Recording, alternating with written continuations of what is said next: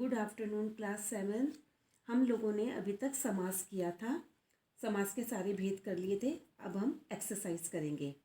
Question 1, समास किसे कहते हैं? ऊपर देखिए, फर्स्ट पॉइंट, दो या दो से अधिक परस्पर संबंधित शब्दों को मिलाकर संक्षिप्त रूप में लाने की प्रक्रिया को समास कहते हैं। मतलब दो या दो से अधिक शब्दों को मिलाकर जब एक शब्द बनता है तो उसको समास कहते हैं। सेकंड क्वेश्चन, समास विग्रह से आप क्या समझते हैं? ऊपर थर्ड पॉइंट आएगा, समस्त पद के पदों को अलग अलग करने की क्रिया को समास विग्रह कहते हैं। जैसे रसोई घर है तो रसोई के लिए घर, ये क्या कहलाएगा? आपका समास विग्रह। थर्ड क्वेश्चन, समास की प्रक्रिया से बनने वाले पद को क्या कहते हैं? इसमें सेकंड पॉइंट देखिए ऊपर, समास की प्रक्रिया द्वारा बनने वाले शब्दों को समास पद या सामसिक पद कहते हैं। जैसे रसोई के लिए घर क्या आ गया? रसोई घर। तो जो रसोई घर है उसे क्या कहेंगे हम? समास पद। फोर्थ क्वेश्चन, समास पद में कितने पद होते हैं? उनके नाम बताइए। ऊपर फोर्थ पॉइंट, समास के प्रथम पद को पूर्व पद तथा दूसरे पद को उत्तर पद कहते हैं। फिफ्थ, समास के कितने भेद होते हैं? उनके नाम लिखिए। ऊपर लास्ट वाला पॉइंट आएगा, समास के 6 भेद होते हैं। अव्ययी भाव समास, तत्पुरुष समास, कर्मधारय समास, द्विगु समास, द्वंद्व समास और बहुव्रीहि समास। नेक्स्ट क्वेश्चन, समस्त पदों का विग्रह करके समास का नाम भी लिखिए। यथाशक्ति, शक्ति के अनुसार, अव्ययी भाव समास, क्योंकि इसमें अवयव आ गया ना, यथा जो है ये अवयव है। हवन सामग्री, हवन के लिए सामग्री, तत्पुरुष समास। तत्पुरुष समास इसलिए है क्योंकि जो के लिए है, ये जो आपके इसमें मतलब जो है ये विभक्ति का प्रयोग हुआ है। गंगा जल, गंगा का जल, तत्पुरुष समास। ठीक है, जब हम मतलब विग्रह करते हैं तो विभक्ति का प्रयोग होता है और जब समास पद बनाते हैं तो विभक्ति का लोप हो जाता है। महात्मा, महान है जो आत्मा।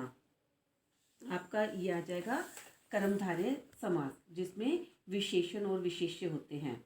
चंद्रमुखी, चंद्रमा के समान मुख वाली कर्मधारय समास, क्योंकि इसमें मतलब मुख की विशेषता बताई जा रही है कि जो मुख है, जो चेहरा है, किसके समान सुंदर है? चंद्रमा के समान। तिरंगा, 3 रंगों का समूह, द्विगु समास। द्विगु समास इसलिए है क्योंकि यहाँ पर जो 3 है यह संख्यावाची शब्द है। नवरात्रि, 9 रात्रियों का समूह, द्विगु समास। इसमें भी जो 9 है यह संख्यावाची शब्द है, इसलिए यह द्विगु समास है। पाप पुण्य, पाप और पुण्य, द्वंद्व समास। क्यों? क्योंकि इसमें डैश की जगह और का प्रयोग किया है और पाप और पुण्य जो है ये विपरीत अर्थ वाले शब्द हैं। वीणा पाणी, वीणा है पाणी हाथ में जिसके, बहुव्रीहि समास, अर्थात जिसमें पूर्व पद और उत्तर पद की प्रधानता न होकर तीसरे अर्थ की प्रधानता होती है। तो वीणा है पाणी हाथ में जिसके, अर्थात सरस्वती। लंबोदर, लंबा है उदर जिसका, अर्थात गणेश। तो यह भी बहुव्रीहि समास है क्योंकि इसमें पूर्व पद और उत्तर पद की प्रधानता न होकर तीसरे अर्थ गणेश के बारे में बताया गया है। समास, समस्त विग्रहों का समस्त पद बनाकर समास का नाम लिखिए। रात ही रात में, रातों रात, अव्ययी भाव समास। जब अव्ययी भाव समास इसलिए है, रातों रात जब एक ही शब्द 2 बार आता है तो वहाँ पर अव्ययी भाव समास होता है। घोड़े पर सवार, घुड़सवार, तत्पुरुष समास, क्योंकि यहाँ पर विभक्ति का लोप हुआ है। धन से हीन, धनहीन, तत्पुरुष समास, क्योंकि समस्त पद में से विभक्ति का लोप हो गया है।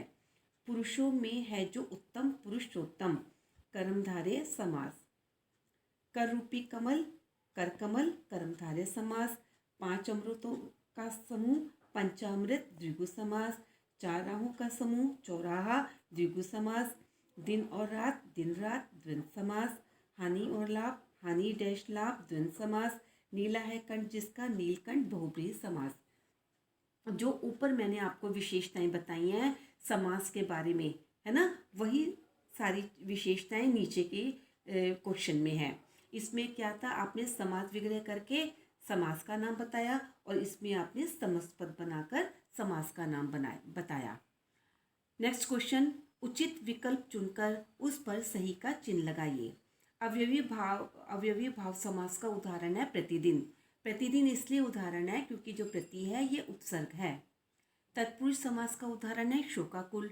शोकाकुल शोक से आकुल, है ना। तो यहाँ पर जब हमने तत्पुरुष समास किया, समस्त पद बनाया, तो से विभक्ति का लोप हो गया। कर्मधारय समास, इसमें क्या आ गया, ये आपका नीलकमल।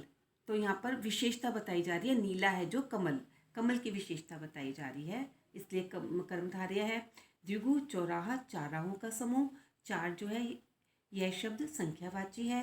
द्वंद्व समास का उदाहरण हानि लाभ, क्योंकि यहाँ पर डैश है और दोनों शब्द जो है विपरीत शब्द हैं, विलोम शब्द हैं।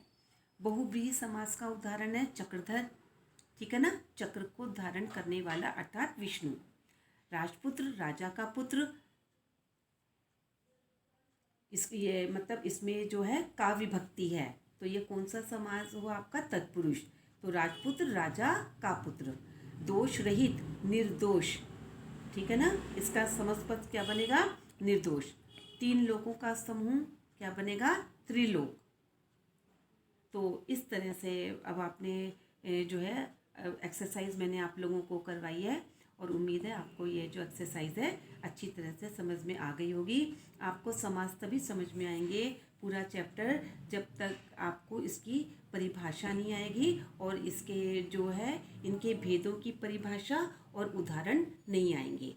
तो जब आपको ये परिभाषाएं और उदाहरण समझ में आ जाएंगे तो आपको ये चैप्टर लर्न करने में बिल्कुल भी दिक्कत नहीं होगी। तो आज के लिए बस इतना ही।